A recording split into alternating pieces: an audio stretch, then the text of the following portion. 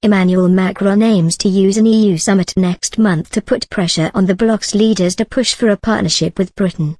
At the meeting in Salzburg, Austria, Mr. Macron will outline a new structure for European alliances, based on concentric circles with the EU and Euro at its core and the UK in a second ring, according to The Times.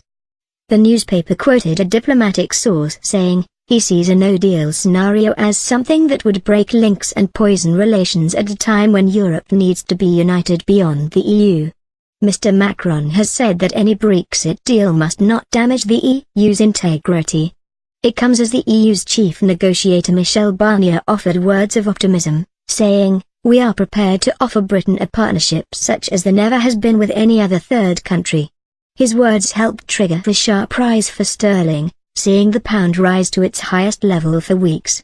"We respect Britain's red lines scrupulously," Mr. Barnier said during a news conference in Berlin.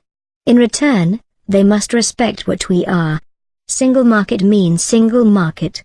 There is no single market à la carte." Following his comments, the pound rose to more than $1.30 for the first time in over 3 weeks. Sterling jumped by a cent against the dollar, and was also up by a cent against the euro at just over €1.11. Mr. Barnier's comments came as Brexit Secretary Dominic Raab admitted the UK and EU might miss October's deadline for agreeing a divorce deal. With negotiations still deadlocked on issues such as the Irish border, Mr. Raab called for renewed energy to push an agreement over the line.